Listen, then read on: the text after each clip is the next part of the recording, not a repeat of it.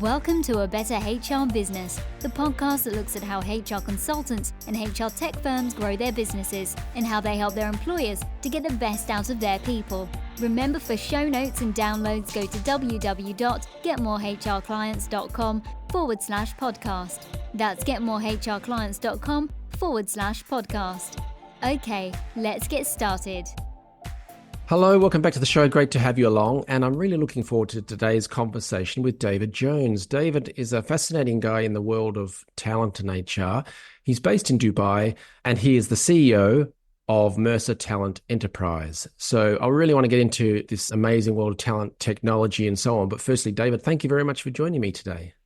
Thank you, Ben. Thanks for inviting me along and really looking forward to the discussion. Yeah, I have to say I'm very jealous of the heat you get in Dubai when I'm sitting here in cold, rainy Dublin, but August, it's a little bit too much. Bit too much.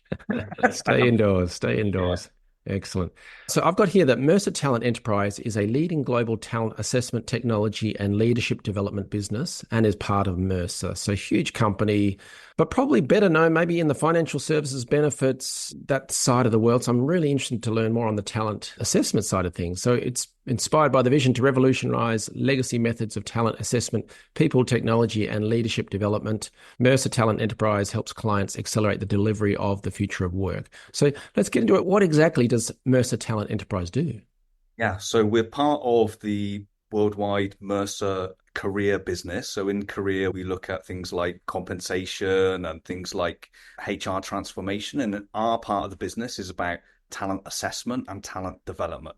So Legacy Talent Enterprise was acquired by Mercer in March of this year. And we are basically offering some of our assessment products and services in a way that we hope is adding more value and being more innovative and positively disruptive in this sort of very interesting space as part of the Mercer Global Network. So we are headquartered in Dubai. We do most of our business from this region, although over the last few years, we've spread a lot into Europe, Africa, and into Asia. And now as part of Mercer, we're accelerating that global growth. Accelerating the growth into new regions or? Yes, into new geographies, yeah. Okay. And where are you looking first? So I think our DNA as an organization is very much in sort of fast growing, younger talent spaces like we have in the Middle East and in Africa and in Asia and parts of Europe. And so that's where we're focusing on, including into Australasia. We'd obviously like to take over the world eventually, but I think the Americas is a sort of, a whole other piece of cake. And so we have that planned as a secondary objective. Right. So it gets strength and resources together and then possibly by acquisition, you never know, move into those other areas. So a lot of our business is about the data and the benchmarks that we offer to our clients. And so because we have a legacy and a footprint and we have a very large data bank from Middle East, Asia, Europe, then we're able to offer more of those benchmarks. So we'd need to sort of go with that data-led strategy as we expand further.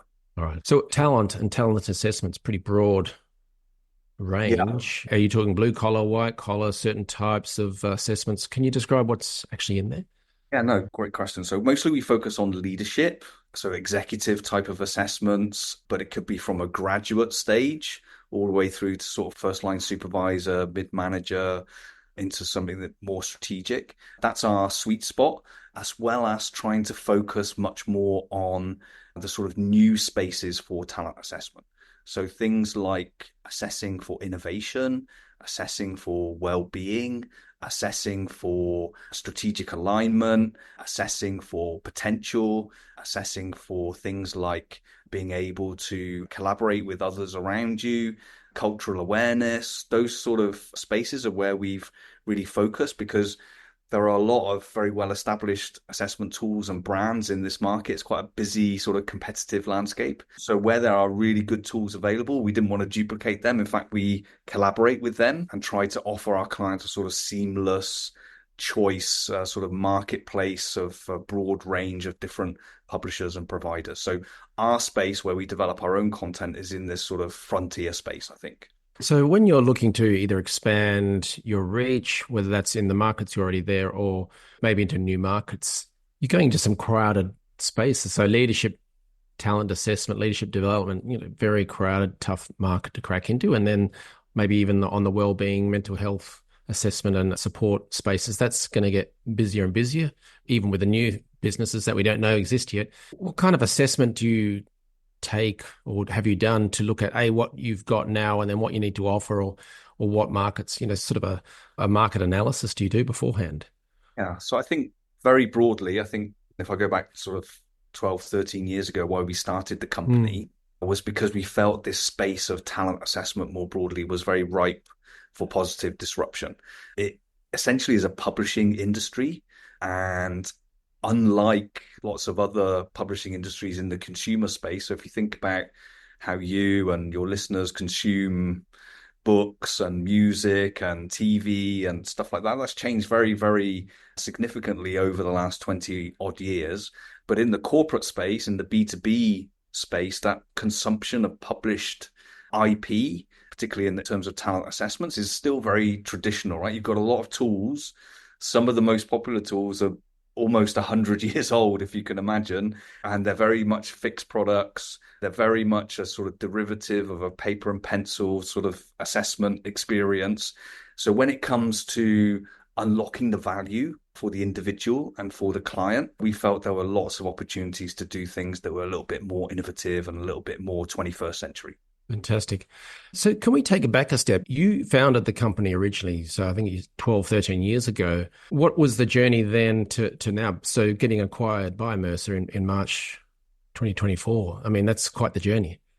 Yeah, it's been a fantastic journey for us. I think we started off, so there's two other founders of the business. We've all worked in this space, all worked in the Middle East for a long time. I think more than 50 years between us in total experience in this region specifically. And I think we always felt, working as HR consultants for large HR consulting firms, that we were always a little bit dissatisfied that we were not really able to get granular enough with our clients, because a lot of the published tools that we were using global benchmarks that didn't really apply to the sort of situations or the populations that we had here, whether that's a local population, or they didn't really distinguish between home country national benchmarks or expatriate benchmarks, particularly when it came to cultural factors. So, things like a lot of language translations or a lot of analytics around the norm groups or the benchmarking that we use are quite lazy.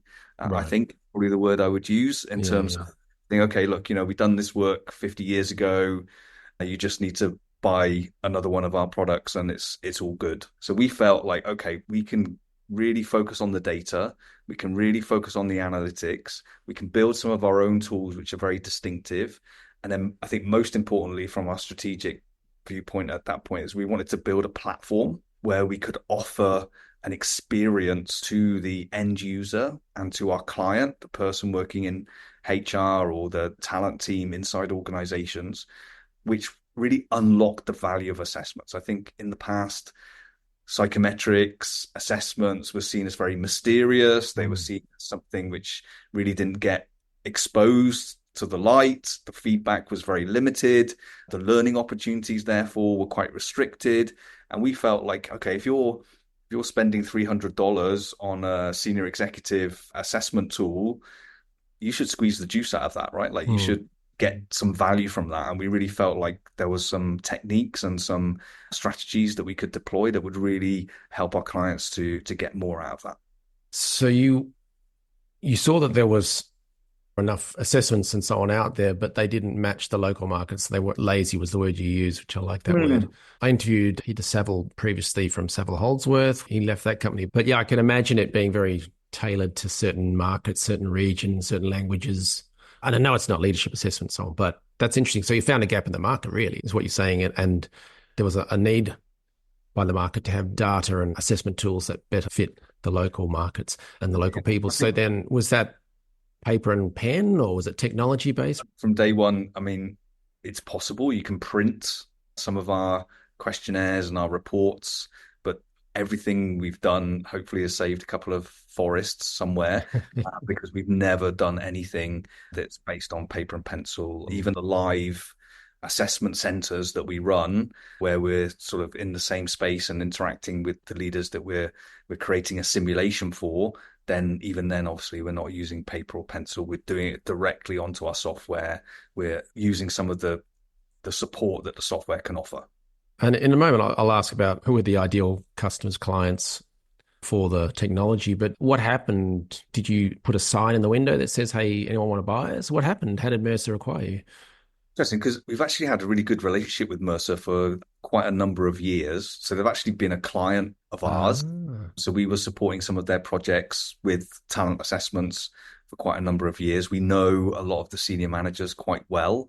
When I say we, I think, yeah, all of us, the three founders of the company, we used to work for Hewitt Associates and Aon. So we were like mm, main competitors when we stepped out and we founded the talent enterprise. So we had really good relationships with them, particularly in this Middle East region. And yeah, we basically had some conversations. And I think for us, we felt like last year in particular, we felt like we've got our platform, which is called Lighthouse, really up to what we would consider world beating standards. We also feel like we've filled out our catalog of different types of assessments. So it's really quite comprehensive now. And we felt like, okay, now we need to scale. And our experience post COVID, like entering new markets and building our footprint around the world is okay, we can do it and we have done it. We've got a track record to back that up, but it's organic, right? It's like we were a self-funded company. So it's really then, okay, this is going to take us quite a long time to be able to establish that brand and that reputation outside of what we consider our home markets. And we want to do it properly. And we felt like, okay, as ambitious people, we probably need to be part of a bigger global organization in order to do that. Because if it's going to take us 3 or 5 years, maybe someone else is going to come up with some really great new software ideas that we yes. weren't able to implement fast enough. So we really felt like we had to go to market as fast as possible. Interesting. Yeah. So you could get there organically, and plenty of businesses do, but you're a technology-based business, so others will come along, and some 18-year-old in Stanford who knows nothing about HR or leadership assessment will probably come up with some new tool that, could Hmm.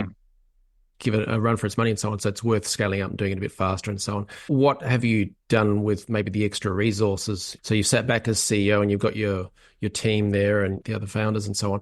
You could do 100 different things to scale the business, grow the business in terms of marketing and growth. What are the main pieces that you're looking at? I think so far the experience has been pretty positive, right? In the sense that having joined Mercer at the end of March, then this is sort of already partway through their planning cycle of the year. So this is really year zero. And I think our colleagues and our leadership team were really keen to avoid that sort of cliche of post acquisition dip that we've Mm, seen sometimes with our competitors. mhm, It's a very sort of acquisitive industry in talent assessments at the moment. There's a lot of dynamics going on in the structure of the industry. We've seen that dip and we've benefited from that when that's happened to some of our competitors. And we really wanted to avoid that and say, look, let's not forget about our clients. Let's not forget about our team. Let's focus on them. Let's work on the integration, of course, but let's do it in a timescale where I think we're already planning for 2025, saying, okay, now we've got a much more sort of sustainable cadence of how we're going to integrate with our colleagues in Mercer. We've set mm, priorities about those geographies and those core markets. We're working on how to enable them. So there's a lot of accreditation, there's a lot of training, there's a lot of integration that we need to do to become part of a big global company. So all of this stuff we've been able to do, but I think certainly our performance is continuing to go well. We're continuing to grow on that trajectory, which is great. We haven't done it in a way that's been so disruptive or so distracting. nice. In terms of straight up business development and marketing, what are the main sort of channels that you're using or plan to use? So I think historically, it's really been about our word of mouth and reputation in our core markets. Yep.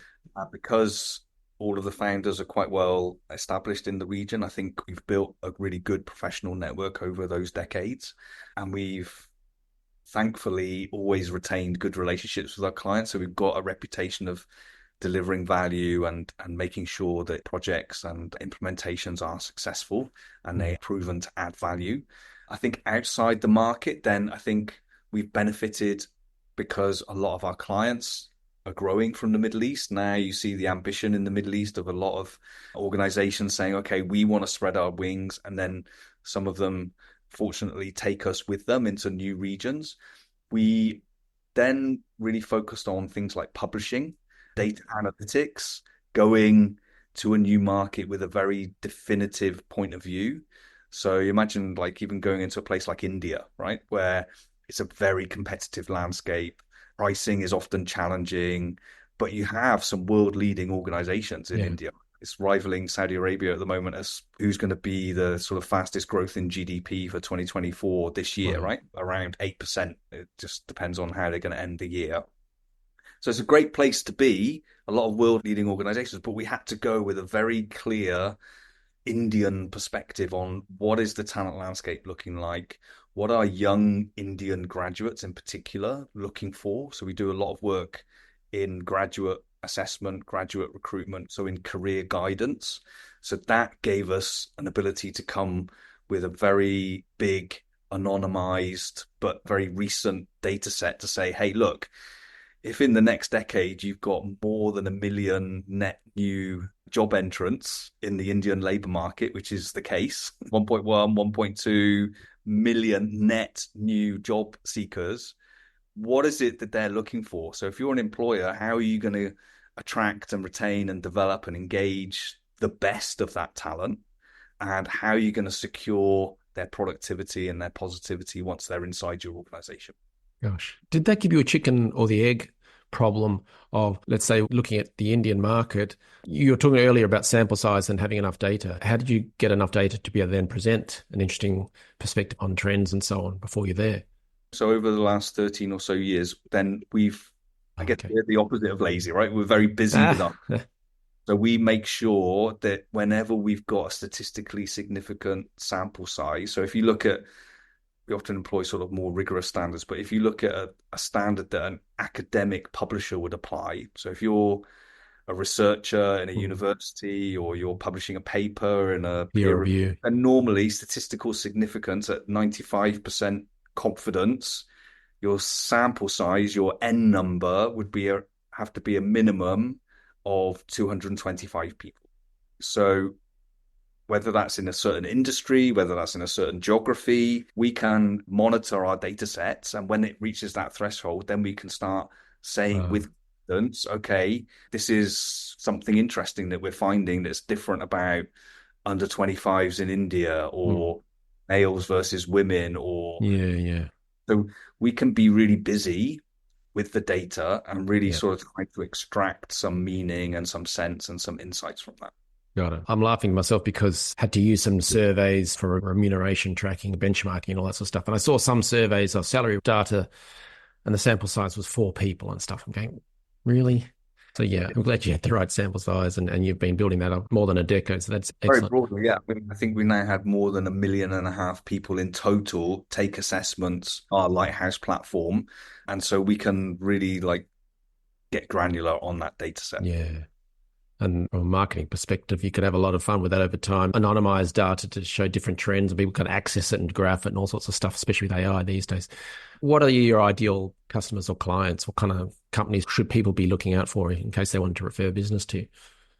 Yeah, so I think typically I think because of the region that we've grown up in as an organization, because of the ambition and the growth that we've seen in fast moving markets that we're really well established in, then I think those sorts of organizations seem to be a great alliance that we have with Mm, our clients. So, of course, we can do more traditional sort of stuff as well, and we can outperform our competition in that regard. But when it comes to working with, like I'll give you one example. We've worked with one of the regional space agencies, right? That's really interesting, right? Because we work with them to define what a success profile looks like, and it's very specific to those requirements. And we can say, okay, how can you have faith that you are using an objective, externally validated, predictive assessment protocol?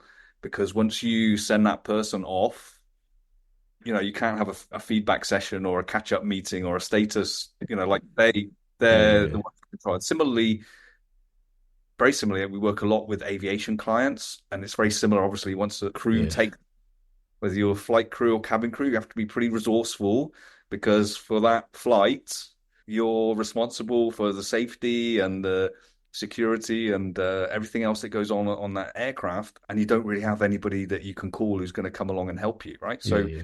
these sorts of characteristics, I think, work really well in those industries. So organizations that are looking to differentiate their brand, their employer brand, organizations that are looking to really enable previously underrepresented talent groups, organizations who are looking to be more innovative or looking to extract more value from their talent assessment spend. I would say, this is where we feel at home as an Yeah. organization. Really enjoy working with clients like that and responding to those sorts of positive challenges. Before I let you go, can I just get your thoughts on how AI is going to impact your area of talent assessment? So our view is pretty cautious, actually, in the sense that for core assessments, we believe that our clients hire us as a externally validated, objective partner to help them make better selection and development decisions, right? And so at this point, we feel that there are lots of examples of people who've tried to jump on the AI bandwagon and incorporated some of that technology into the assessment protocol itself. And maybe there's a potential problem or a risk as far as that's concerned. So Bias and other things? we're cautious about that because, yeah, I mean, even simple things, right? Like if you go to ChatGPT, right, and a lot of organizations have used existing generative AI platforms as a plugin to their services, right?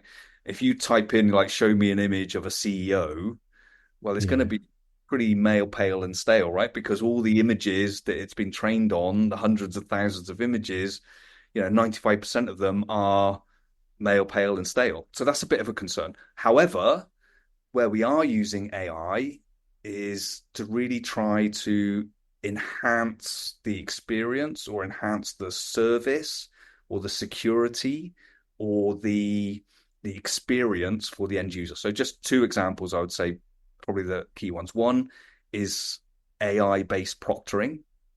So obviously, even before the pandemic, but particularly since the pandemic, a lot of assessments have been taking place like our interaction today, right? Like screen to screen. Mm. And maybe you've got some prompts coming on your screen saying, ask David this, and I've got some prompts on my screen. Yeah. All right, ask Ben this. We can use proctoring, AI-based proctoring, to help to increase the security and even manage some of the risks around virtual assessments. So it can be as basic as identity checks, right the way through to saying, okay, what other software does Ben have open at the moment? Is there someone else in the room? Is Gaze looking for someone else, like someone else is prompting him? Whiteboard or something back there and all that sort of stuff. We can say, like, okay, we've done this assessment and there's 13 different criteria, which we can give you a risk assessment as to how much faith you can have in those results. So proctoring is one big area. And the other big area is around democratizing talent management using automated IDPs. So using personalized or individual development planning prompted by AI based on your position on the scale. So we're not changing the assessment itself. We're trying to really sort of, again, protect and enhance that objectivity and that faith that our clients can have in our assessments.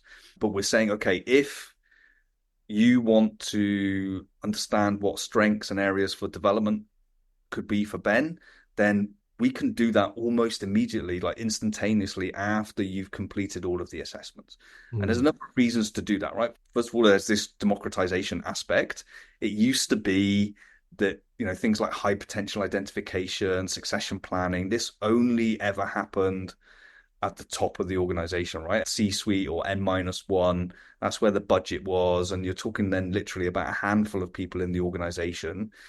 I think during the pandemic, we all found out actually that a lot of the roles that are critical to the organization exist all around the hierarchy. And so we wanted to say, look, how can you make sure that you're protecting that talent, developing that talent, So the cost factor can come down, the speed can come down.